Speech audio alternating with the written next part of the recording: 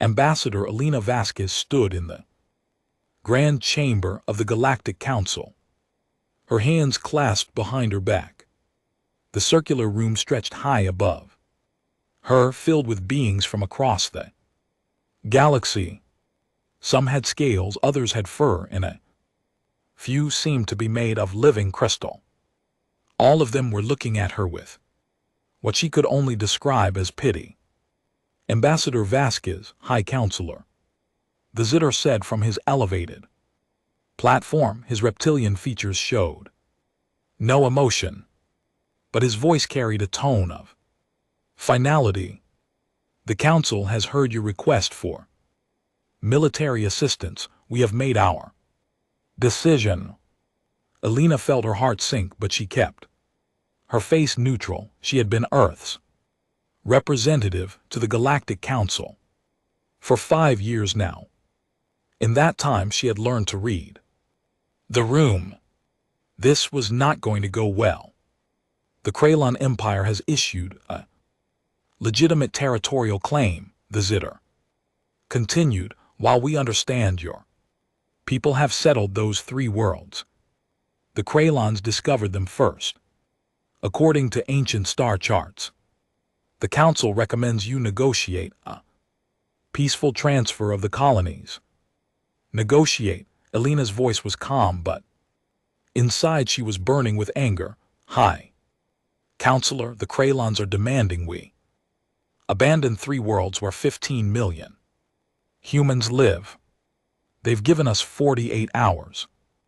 That's not negotiation, that's an ultimatum. A massive creature that looked like a floating jellyfish spoke up from the left side of the chamber.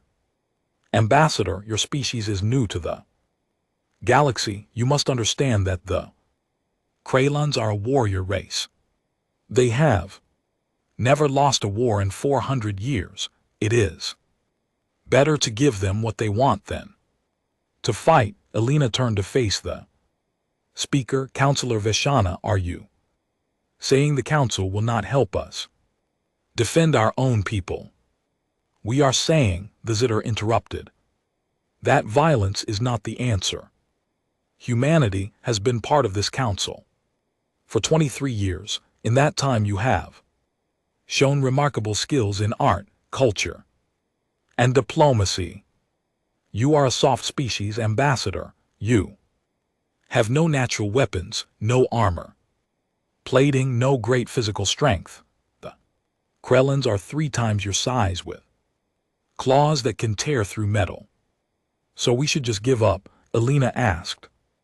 We are offering you our thoughts and condolences, another counselor said. But the Council does not interfere in territorial disputes of this nature. Most species find a way to coexist with the Krellans. Fighting them is unthinkable. The doors to the chamber suddenly opened. With a loud bang, Warmester Draxthel entered, his massive form filling the doorway. The Krellan commander stood nearly 3 m tall, covered in dark red scales that looked like natural armor. His yellow eyes scanned the room before settling on Elena. Ah, the human ambassador, he said, his voice a deep rumble. I came to hear your answer personally. Elena turned to face him, her chin raised. She was barely half his height, but she didn't step back. Warmester Draxthel, humanity's answer is no. We will not abandon our colonies. The chamber fell silent. Several counselors shifted uncomfortably in their seats. Draxthel stared at her for a long moment, then threw his head back and laughed. The sound echoed through the chamber like thunder. You fight us. Your species has no fangs, no claws, no strength. You are food. Animals playing at being soldiers. We are not as weak as we look, Elena said quietly. I have seen your military reports, Draxthel said, still chuckling. Your ships are slow. Your weapons are primitive. Your soldiers are fragile creatures that break easily. The council is right to call you a soft species. He leaned down, bringing his massive head close to Alina's. In 2 days, we will take those worlds. Your people can leave peacefully or they can die. The choice is yours. Alina didn't flinch. She looked directly into his yellow eyes. Then I suppose you'll learn something about humans that the council doesn't know. And what is that? Drakthel asked. Amused, we don't like bullies. Drakthel laughed again and turned to leave. Your bravery is admirable, little human, but bravery without strength is just foolishness. My fleet will arrive at your colony of New Britannia in 48 hours. I look forward to your surrender. As the massive Krillin left the chamber, Thexter spoke again. Ambassador Vasquez, please reconsider. The Krillins have conquered 17 species. They are unstoppable. Alina turned back to the council. Hi. Counselor, I have a question. In the 400 years the Krillins have been conquering worlds, has anyone ever fought back? Really fought back? Thexter seemed confused by the question. Most species engage in some defensive battles, yes, but the Krillins always win. That's not what I asked, Alina pressed. Has anyone fought a total war against them? Has anyone made them bleed for every inch of ground? Has anyone made them afraid? Vashon's voice was shocked. Ambassador, war in the galaxy is a civilized affair. We have rules. We have honor. You have rules, Alina interrupted. We have history. 4,000 years of human history is filled with one thing: war. We fought ourselves for so long that we got very, very good at it, maybe too good. She looked around the chamber at all the alien faces. The Krillins think we're soft because we don't have claws or armor. But humanity learned long ago that the deadliest weapon isn't the one you're born with, it's the one you build. She pulled out a small communication device and pressed a button. This is Ambassador Vasquez. I'm returning to Earth immediately. Inform Admiral Kavak to implement Protocol Omega. Ambassador Thexter said urgently. What is Protocol Omega? Alina looked at him with an expression that made several counselors lean back in their seats. It wasn't anger. It wasn't fear. It was something they had never seen from a human before. Cold determination. It's what happens when you back a peaceful species into a corner. She said quietly, the council wanted us to be diplomats. We tried, but if the Krallins want war, then war is what they'll get. Not the civilized kind. You're used to real war, human war. You cannot win, Dexter said. Maybe not, Alina admitted, but I promise you this, High Counselor, if we go down, we're taking them with us, and every species in this galaxy will learn a very important lesson about humanity. What lesson? Veshna asked. Alina walked toward the exit, her footsteps echoing in the silent chamber. At the door she turned back one last time. That we may be soft on the outside, but when you push us, you'll find something very hard underneath. The Krallins wanted a fight. They're about to discover what happens when you pick a fight with a species that spent 10,000 years fighting itself. She left the chamber, leaving behind a council that suddenly wasn't sure about anything anymore. Back on Earth, in the United Earth Federation headquarters, Admiral Kavak received the message. He looked at his command staff, all of them waiting for orders. Gentlemen and ladies, he said, his voice steady, the Krallins are coming. The Council won't help us, so we do this ourselves. He pressed a button on his console. Begin Operation Retaliation.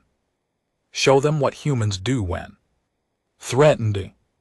The staff began moving immediately, pulling up battle plans that had been prepared for years, plans the Council had never seen, plans that would change the galaxy forever. War was coming, and the galaxy had no idea what humanity was capable of. War Master Drechthel sat in his command chair aboard the battleship Crimson Fang, watching the view screen with satisfaction.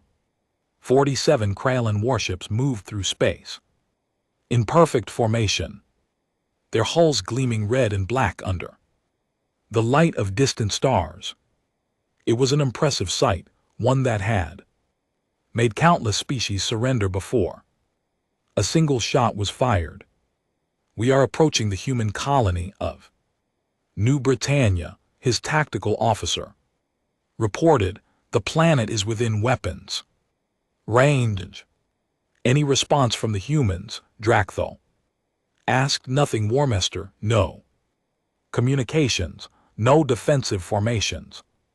Their orbital stations are active, but they have made no aggressive moves. Drechthel nodded. This was how it always went. The prey species saw his fleet and realized the fight was already over. Soon the human colony administrator would appear on his screen, begging for mercy, offering surrender. Open a channel to the planet. He ordered. The communications officer worked for a moment, then shook his head. War Master, they are not accepting our hails. Not accepting. Drechthel frowned. That was unusual. Then target their primary city with a warning shot. Single plasma bolt near their capital building. Let them see our power. Weapons officer locked onto the target and fired a brilliant streak of superheated plasma shot toward the planet. Drechthel watched, waiting for the expected result. The plasma bolt never reached the surface. A beam of intense light shot up from the planet's surface, intercepting the bolt and dissipating it in a flash of energy. What was that? Drechthel demanded. Analysis shows it was a high-energy laser, War Master. But the power level, it's far beyond what our intelligence reports suggested the humans possessed.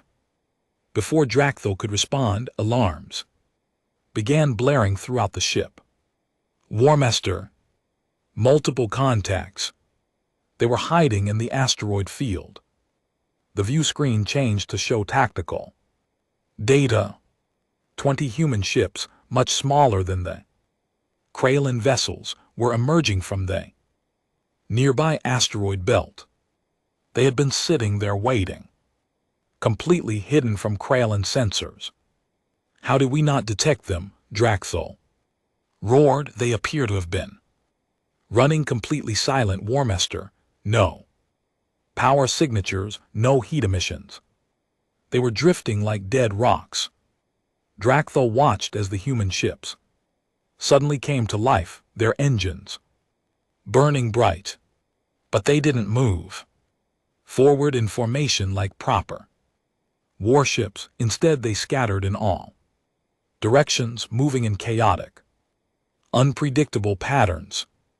All ships engage the enemy, Drechthel commanded. Show these humans how real warriors fight. The Kralin fleet moved to intercept, their massive ships turning ponderously.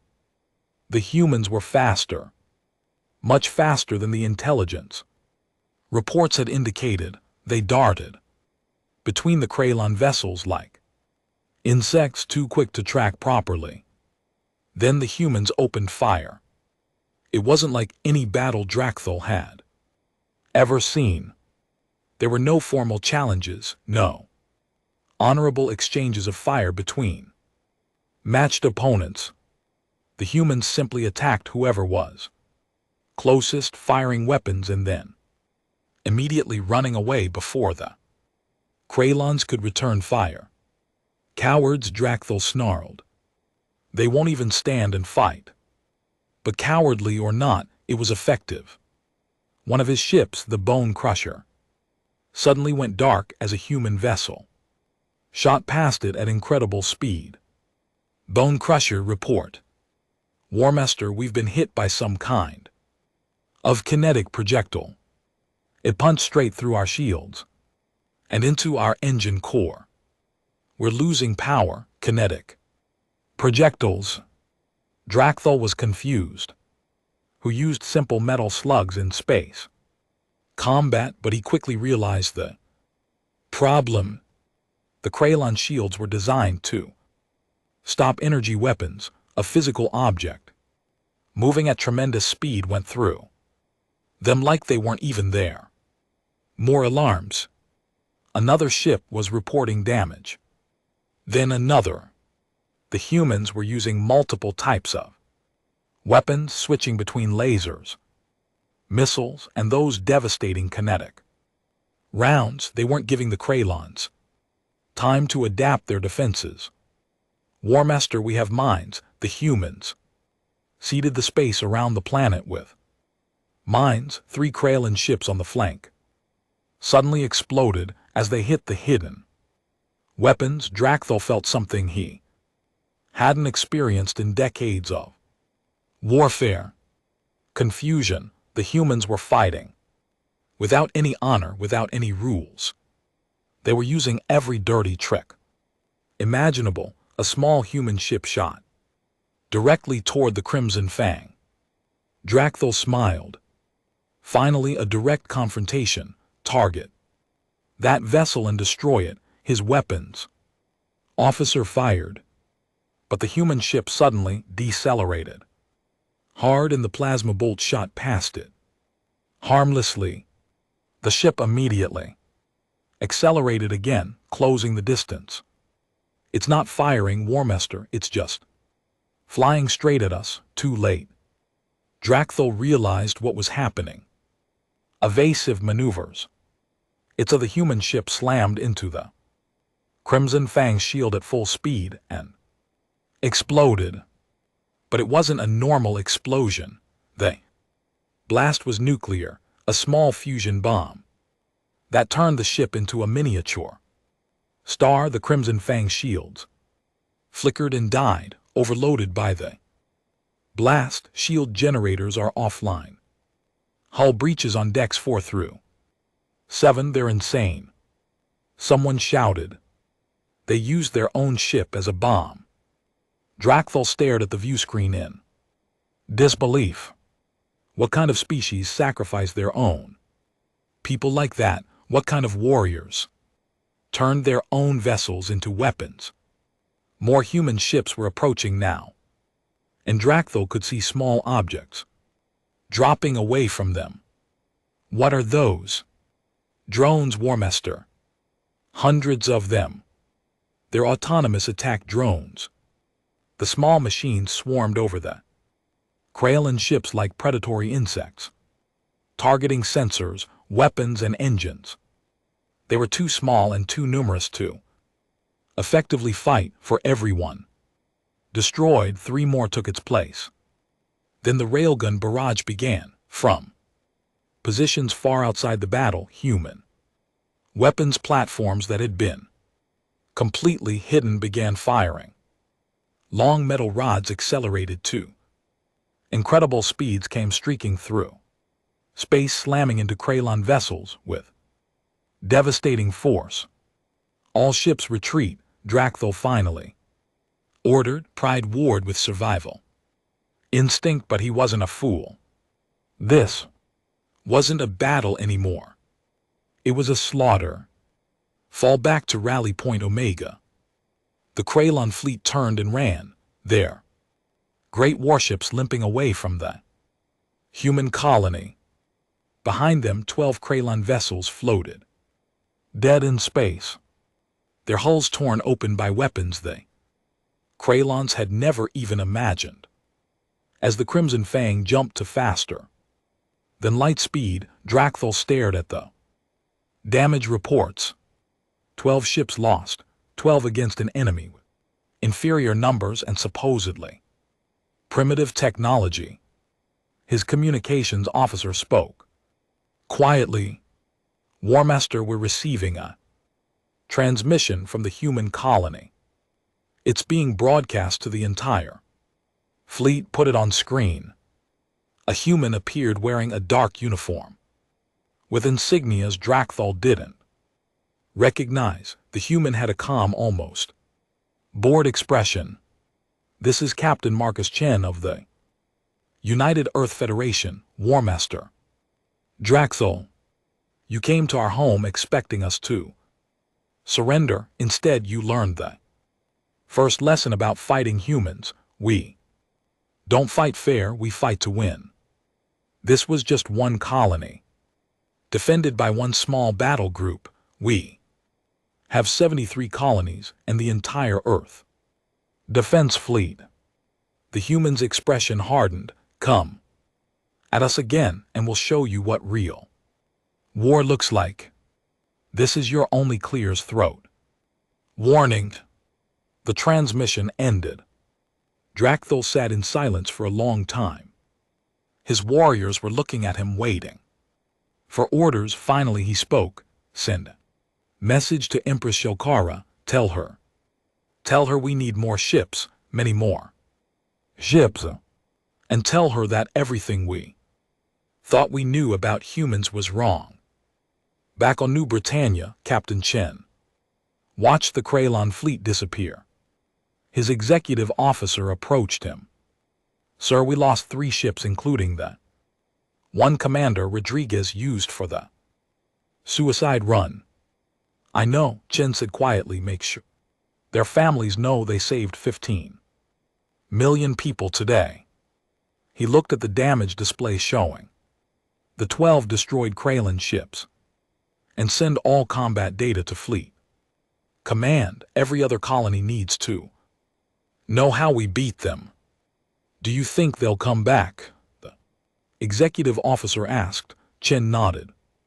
Oh, they'll come back. The Kralons have never lost a war. They won't accept this. They'll come back with everything they have.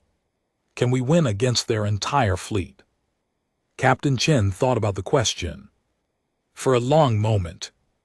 Then he smiled a cold, hard smile. They still don't understand what they're fighting. They think this is about military strength. It's not. This is about willpower, and humans have been fighting wars of survival since we lived in caves. The Kralons are about to learn what happens when you threaten our homes. The galaxy would soon learn that lesson. 2. Empress Shalkora sat on her throne aboard the Imperial Dreadnought, her massive form radiating barely controlled rage. The holographic display before her showed the humiliating battle at New Britannia, played back for the 3rd time. 12 ships lost, 12 of her finest warships destroyed by a species the Galactic Council called soft.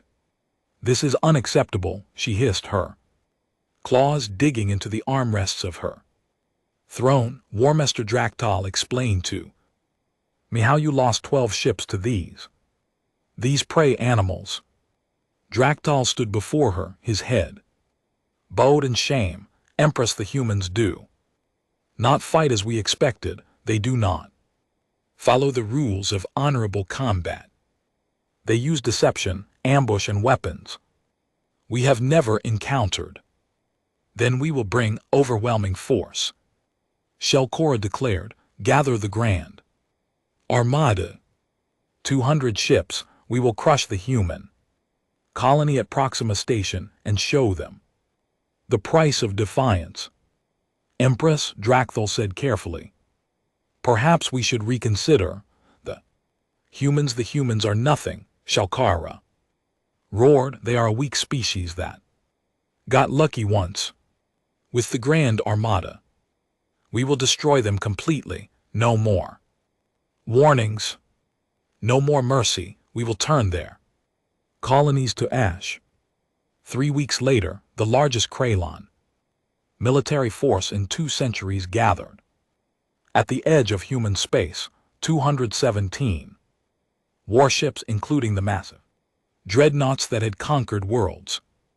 Admiral Kovacs watched their approach from the command center on Proxima Station, humanity's most important colony outside the Sol system. Admiral, the Krylon fleet is dropping out of FTL, his tactical officer reported. Confirmed count, 217 vessels. They're forming up at the edge of the system. Are our preparations complete? Kovacs asked calmly. Yes, sir, every defense platform is armed and active. The minefield is deployed. All civilian transports have evacuated, and the special packages are in position.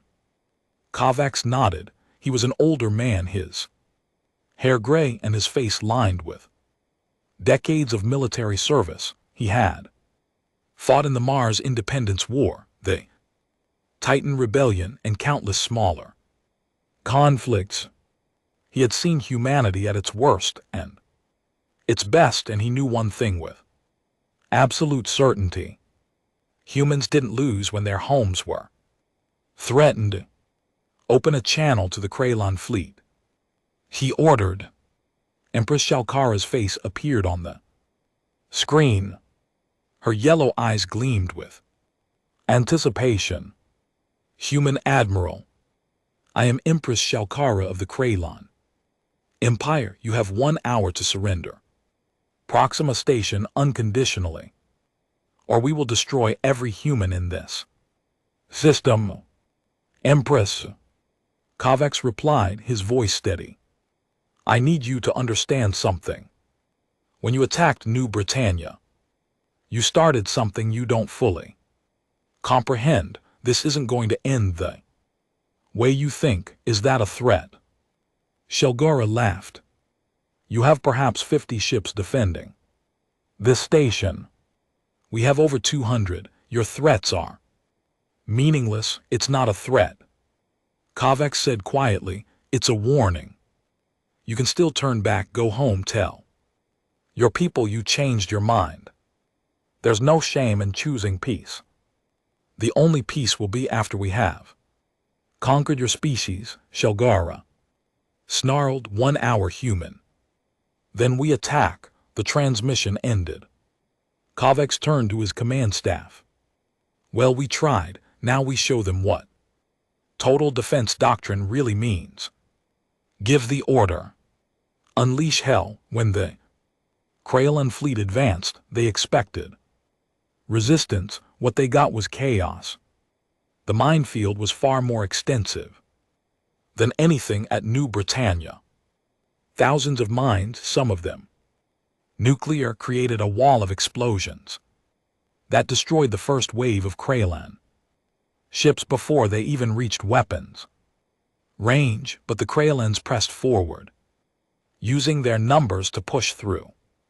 Then the defense platforms opened fire. But these weren't normal weapons. The humans had been busy during the 3 weeks since New Britannia. Every platform had been fitted with antimatter warheads, fusion lances, and electromagnetic pulse generators. The Krylons had never seen antimatter used as a weapon before. When matter met antimatter, the explosion was devastating. 3 Krylon dreadnoughts simply ceased to exist, converted to pure energy. Blinding flashes. What is that weapon? Shalgara screamed at her science officer. Analysis shows it's antimatter. Empress, they're annihilating matter itself, but the antimatter weapons were just the beginning. As the Krylon fleet pushed deeper into the system, human ships appeared from behind Proxima Station's moon. These weren't the small, agile vessels from New Britannia. These were proper warships, and they opened fire with rail guns that shot projectiles at a significant fraction of light speed. The Kraylands fought back fiercely. Their plasma cannons and particle beams tore into human ships, destroying them one by one, but for every human ship lost, they took down 3 or 4 Kraylan vessels. The humans were trading their lives for maximum damage, and they were doing it efficiently. Then something happened that no Kraylan had ever experienced. Their ship's computer systems began failing, screens went dark, weapons refused to fire, life support flickered. "We're under cyber attack," a technician shouted. "Some kind of computer virus is spreading through our network." The humans had weaponized information warfare.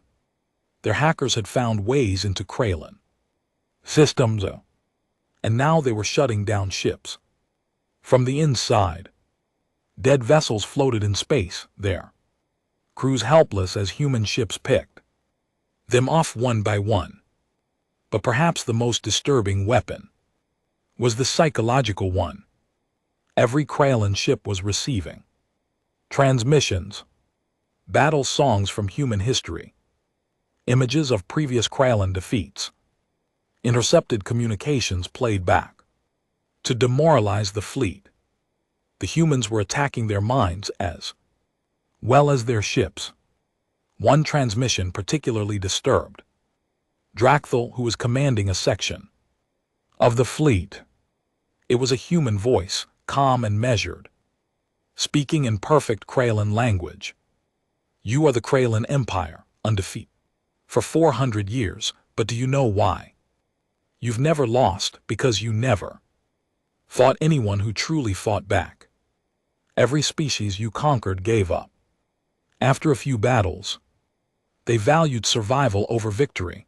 We don't. We are humanity, and we have been killing each other for 10,000 years. We know 1,000 ways to destroy an enemy. We have studied every battle, every war, every conflict in our history. We turned warfare into a science. And now you will learn what that means." The transmission then began listing human battles. Thermopylae, where 300 held off thousands. Stalingrad, where humans fought over every building. The Somme, where millions died. Hiroshima, where humans unleashed the atom. Battle after battle, war after war. A species that had spent its entire history perfecting the art of killing. The Kraylan suddenly understood what they were facing. Most species in the galaxy had been peaceful for millennia. The Kraylands themselves only fought wars of conquest every few decades, but humans, they had been in almost constant warfare for their entire existence. They hadn't just studied war. They had lived it, breathed it, perfected it. The Battle of Proxima Station lasted 16 hours. When it was over, Empress Shelkara stared at the casualty reports in disbelief. 89 ships destroyed, 89, and yes, the humans had lost too. Proxima Station was heavily damaged, and 34 human warships had been destroyed. But the station still stood, and human reinforcements were already arriving. But what terrified Shelkara most was what happened next. As her fleet limped away to regroup, she received reports from the Kraylan border worlds. Human ships had appeared attacking supply depots, fuel refineries, and communication stations. Small, fast strike forces that hit and ran before the Kraylans could respond. The humans weren't just defending anymore. They were attacking. On Earth, Ambassador Vasquez addressed an emergency session of the Galactic Council. High Counselor Thexstar and the other members watched in stunned silence. as she presented footage from the battle of Proxima Station. The Krellans came with overwhelming force. Vasquez said they expected us to break. Instead, we showed them that humanity doesn't surrender. We adapt, we improvise, we overcome. She looked around the chamber. The council advised us to negotiate. We tried. You told us the Krellans were unstoppable. We disagreed. Now for the first time in 400 years, the Krellon Empire is facing attacks on their own territory. Ambassador, Dexter said slowly, what are your intentions? Our intention is to survive, Vasquez replied. If that means teaching the Krellons a lesson they'll never forget, so be it. She paused. And let me be clear to every species watching this transmission. Humanity will defend itself and its allies with every weapon at our disposal. We prefer peace. But if you bring us war, we will show you what a species forged in conflict can do. The chamber was silent. The soft species had just changed the balance of power in the galaxy, and the Krellons were learning far too late that some prey animals have very sharp teeth. Commodore Marcus Chen stood on the bridge of the UEF Retribution, watching the tactical display as his strike force moved through Krellon space. He had been promoted twice since the Battle of New Britannia, and now he commanded a fleet of 30 ships, tasked with one mission: make the Krellons hurt. Sir, we're approaching the Cal 7 fuel refinery, his tactical officer reported. No defensive fleet detected. Just some orbital defense platforms. Good, Chen said. Deploy the drones and take out those platforms. I want that refinery destroyed in 15 minutes. The attack was swift and brutal. Human drones swarmed the defense platforms, overwhelming them with numbers while the Retribution's railguns punched through the refinery's hull. Within minutes, the massive structure that provided fuel for dozens of Krellon warships was a spreading cloud of debris. Jump to the next target, Chen ordered. Don't give them time to respond. This was the new human strategy. Don't fight the Krellon fleet directly. Instead, destroy everything that kept the fleet running: fuel depots, supply stations, shipyards, communication relays. The humans called it strategic bombing. The Krellons had never seen anything like it. On the Krellon homeworld, Warmaster Drakthal sat in a strategy meeting with Empress Shalkara and her senior commanders. The mood was grim. They've destroyed 12 supply depots in the last week, one commander reported.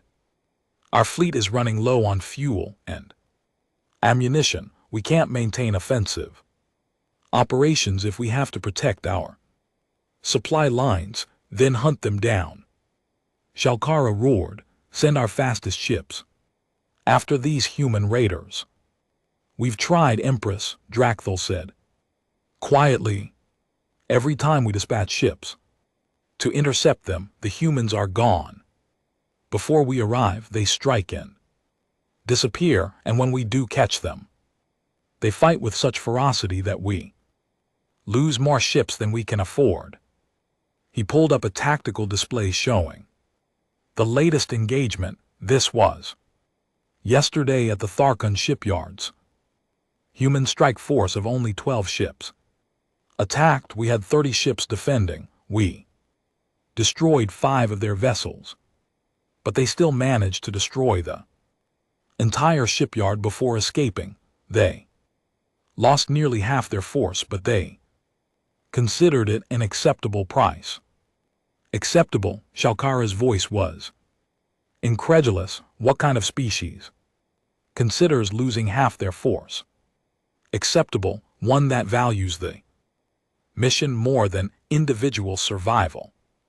Drakthol replied, Empress, I have studied the humans since New Britannia.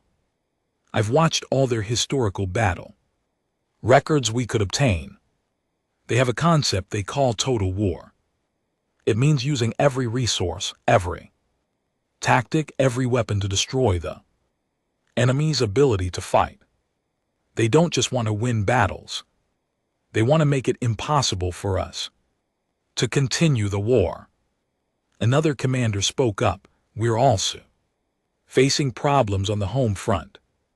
Empress, the humans have blockaded 3 of our colony worlds. They're not attacking the planets, but they're preventing supply ships from reaching them. Our colonies are running out of food and medicine. This is not warfare. Shalkara slammed her fist on the table.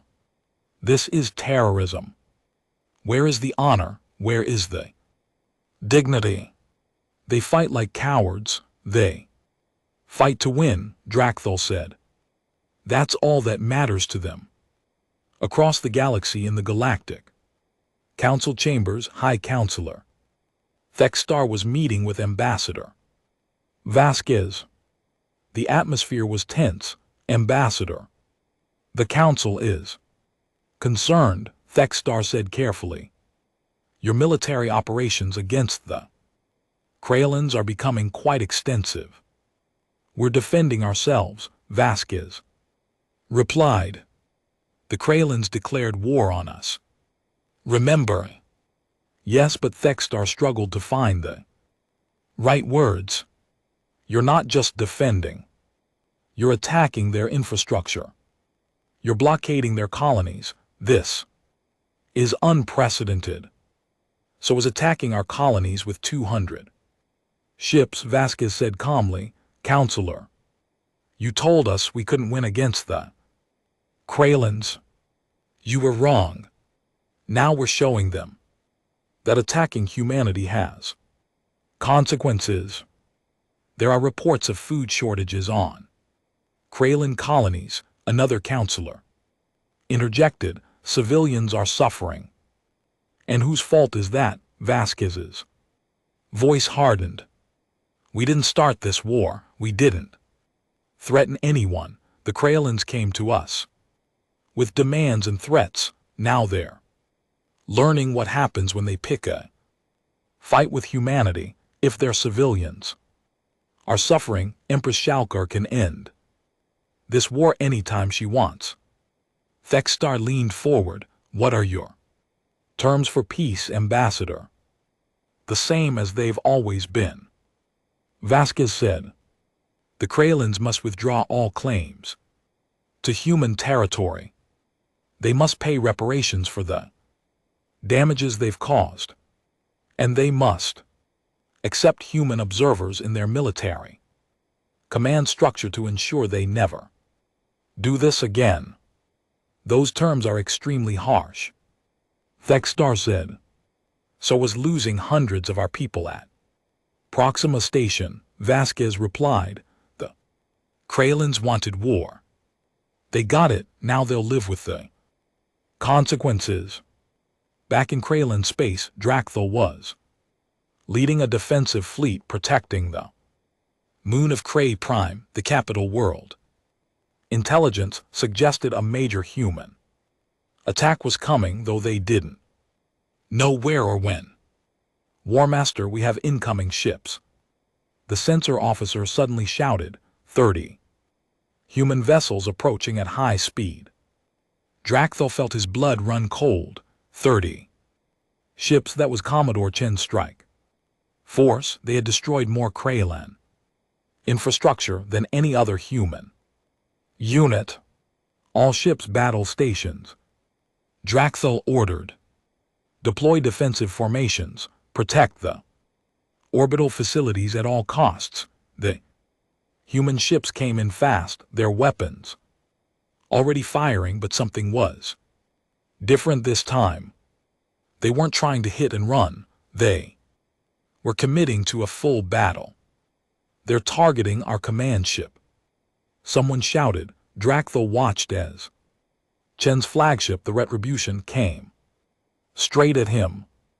This was personal now. Two warriors who had faced each other across multiple battles were finally meeting head-on. The battle was fierce. Drakthal's fleet outnumbered the humans 2-1, and this time they had been prepared for human tactics. The Kraylands fought well, using their superior numbers to surround the human vessels, but the humans fought with a desperation and skill that Drakthal had to admire, even as he tried to destroy them. Every human ship seemed to know exactly where to be, exactly when to fire.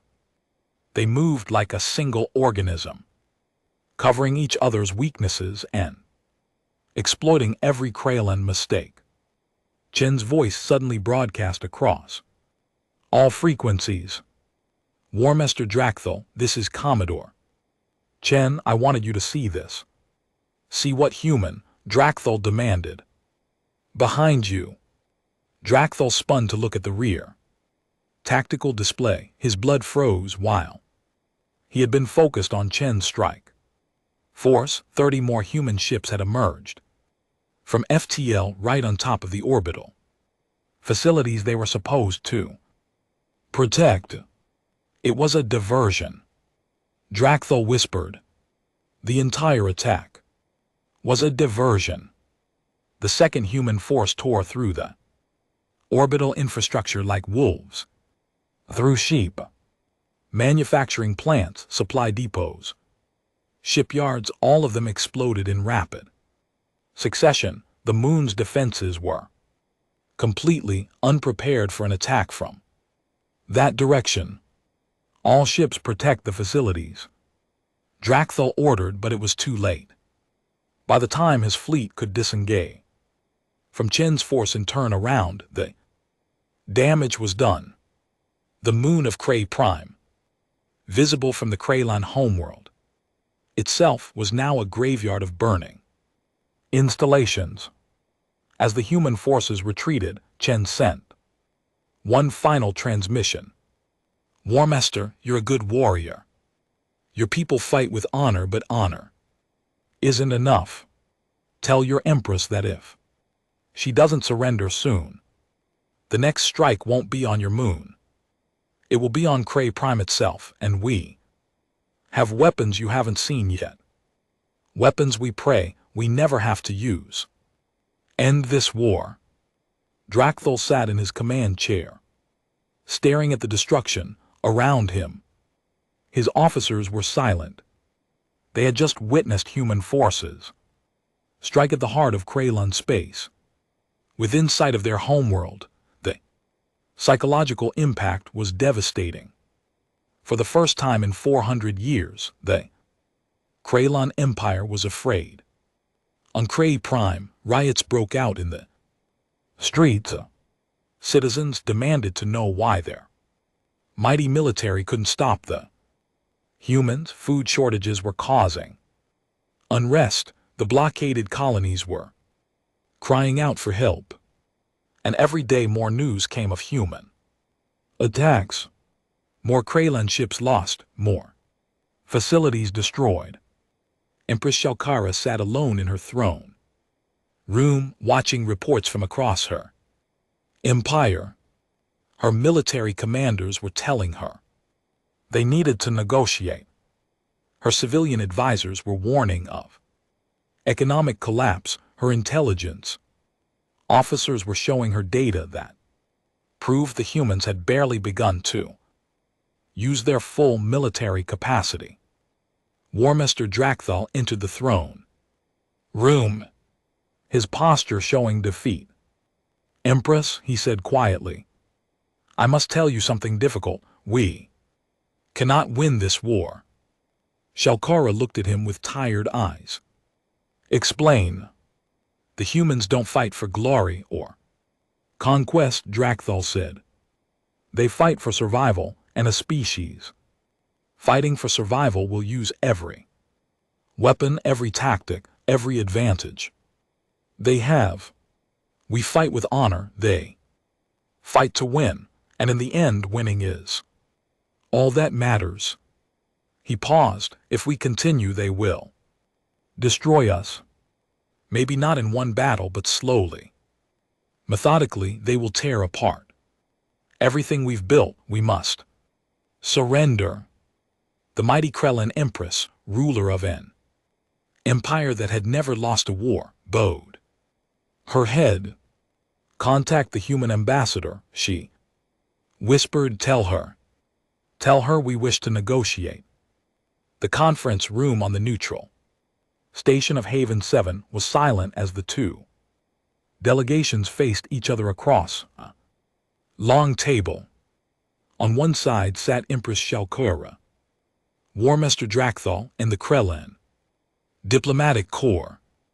On the other side, Ambassador Elena Vasquez, Admiral Kovach, and Commodore Marcus Chen represented humanity. High Counselor Thexter stood at the head of the table, serving as mediator. His reptilian features showed relief that this war was finally ending, but also confusion about how it had ended this way. Empress Shalkara, Thexter began. You have requested this peace negotiation. Please state your terms. Shalkara's voice was heavy with defeat. The Krellin Empire withdraws all territorial claims on human worlds. We will cease all military operations immediately. We ask only that the humans do the same and allow our blockaded colonies to receive humanitarian aid. Vasquez nodded slowly. We can agree to that, but there are additional terms. The Krellins must pay reparations for the damages caused during this war.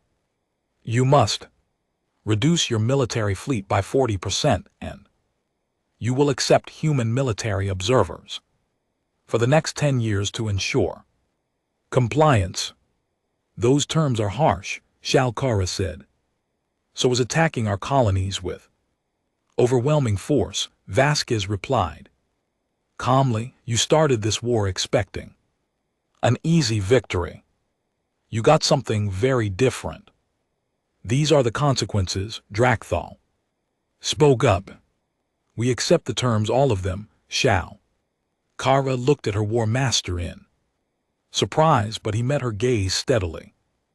Empress, we lost. Continuing to fight will only destroy us completely. The humans have shown restraint by not attacking Cray Prime itself. We should be grateful for that. Mercy, mercy. Shalkara said bitterly. Is that what you call it? Yes, Chen said, speaking for the first time. Because we could have destroyed your home world, Empress. We had weapons positioned to do exactly that. Nuclear weapons, antimatter bombs, kinetic strikes from orbit. We could have killed billions of your people. But we didn't. The room went completely silent. Even Thexter looked shocked. Chen continued, his voice calm but firm. You see, that's the difference between us and you. You fight for conquest and glory. We fight to protect our homes. When our homes are safe, we stop fighting. We don't need to humiliate you or destroy your civilization. We just need you to leave us alone. Drakthal studied the human Commodore for a long moment. May I ask you a question? Commodore Chen. Of course, yeah. How did you do it? How did a species with no natural weapons, no great physical strength become so effective at war? Chen was quiet for a moment, considering his answer. Because we had to, Empress War Master. You said we have no claws or armor. That's true. But what we do have is intelligence and creativity. When our ancestors were weak, they built weapons. When they faced enemies, they developed tactics. When they went to war, they studied every battle to learn how to Fight better next time. He pulled up a holographic display, showing Earth's history. For 10,000 years we fought each other. Tribe against tribe, nation against nation. Ideology against ideology, we fought. With sticks and stones, then swords and spears, then guns and bombs, then nuclear weapons and beyond. Every generation of humans learned from the previous one's wars. We turned warfare into a science and art, a terrible necessity. The display showed battle after battle, war after war. The Kraylands watched in growing horror as the sheer scale of human conflict became clear. We didn't want to be good at war, Chen said quietly. We had to be, or we would have gone extinct. So we studied. We practiced. We remembered. Every battle, every tactic, every strategy. We wrote it all down and taught it to the next generation. By the time we reached space, we had 10,000 years of military knowledge. When you attacked us, you weren't just fighting the United Earth Federation, you were fighting the accumulated wisdom of every human warrior who ever lived. Drakthel nodded slowly. I understand. Now, we were warriors who fought. Occasionally, you are a species of warriors who learned to live in peace. But the knowledge never left you. Exactly, Vasquez said. We prefer peace, Warmaster. We truly do, but when peace is not an option, we remember everything our ancestors taught us about survival. The treaty was signed an hour later. The Kraylan Empire agreed to all human terms. The blockades were lifted, allowing humanitarian aid to reach Kraylan colonies. Human ships began returning home, their mission complete. 1 week later, Ambassador Vasquez stood before the Galactic Council once more. This time the atmosphere was very different. Every counselor was paying close attention, and several new species had sent representatives specifically to hear her speak. Members of the council, Vasquez began. The war with the Kraylans is over. They have surrendered unconditionally and agreed to our terms, but I'm not here to celebrate a military victory. I'm here to speak about the future. She looked around the chamber meeting. The eyes of representatives from dozens of species. When the Kraylans threatened us, we asked this council for help. You refused. You told us we were a soft species that couldn't possibly win a war against a military superpower. You were wrong. But I don't blame you for that mistake. You judged us based on our appearance, our culture, our peaceful nature. You didn't know what we were capable of, because we had never needed to show you. Dexter shifted uncomfortably in his seat. Now you know, Vasquez continued. Humanity can fight. We can fight very well, but that's not the lesson I want you to learn today. She paused, her voice becoming firm. Lesson is this: never threaten humanity or its allies. If you do, we will defend ourselves with every weapon and every tactic we possess. But if you come to us in peace, if you offer friendship and cooperation, you will find no more loyal ally in the galaxy. A counselor from a small, relatively weak species raised a tentative hand. Ambassador, my people have long been threatened by larger, more aggressive species. What would humanity be willing to help defend? Others, Vasquez smiled. That depends. Are you willing to stand with us as true allies? Because that's what we offer, not protection in exchange for subservience, but partnership between equals. If you're willing to defend us, we're willing to defend you. Within an hour, 12 species had requested formal alliance talks with humanity. Within a week it was 30. Species that had been victims of aggression for centuries suddenly saw a new option. Ally with the humans, who had proven they could win wars against overwhelming odds. On Cray Prime, Dracthel met with Commodore Chen for a private conversation after the treaty signing. They sat in a small room, just two warriors who had faced each other in battle. I have to know, Dracthel said, did you enjoy the war? Chen looked surprised by the question. Enjoy it? No, war is terrible. We lost thousands of good people, ships, homes, families destroyed. There's nothing to enjoy about that. Then why are you so good at it? Because not being good at it means extinction, Chen replied. We learned early in our history that the species who couldn't fight didn't survive.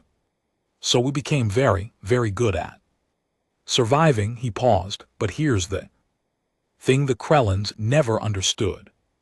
We can separate war from hatred. We fought you because you threatened us, not because we hate your species. Now that the war is over, we can move forward. Move forward, Dracthel was confused. In 50 years, Warmaster, our grandchildren might be allies. Humans don't hold eternal grudges. We fought. You lost, we made peace. That's how it works. We don't need to be enemies forever.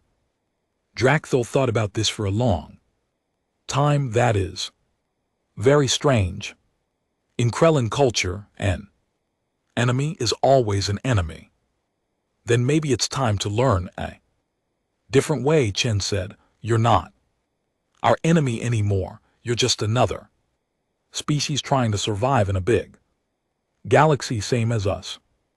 As news of the human victory spread through the galaxy, the effect was dramatic. 3 aggressive species that had been planning expansionist campaigns suddenly abandoned them. They had watched what happened to the Krellans, and they had no desire to face human retaliation. At the same time, humanity's reputation transformed overnight. They were no longer the soft species, good at art and diplomacy. They were now the species that had defeated the Krellan Empire, something no one had done in 400 years. More importantly, they were the species that had shown mercy and victory, that had stopped fighting as soon as their enemy surrendered. The balance of power in the galaxy had shifted.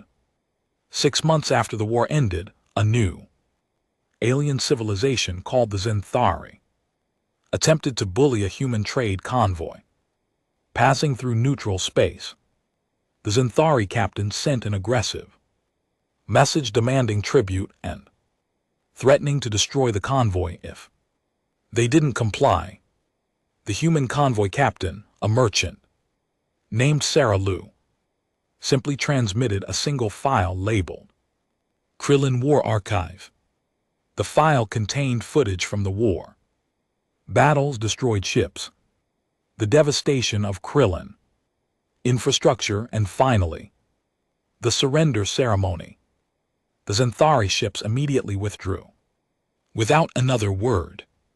On Earth, in a quiet cemetery, fallen soldiers were buried. Admiral Kavik stood before a memorial wall. It listed the names of every human who had died in the war. Hundreds of names, good people who had given their lives to protect their species. Vasquez joined him, standing in silence. For a moment, was it worth it? Kavik asked quietly. Thank you for watching. And comment for next part.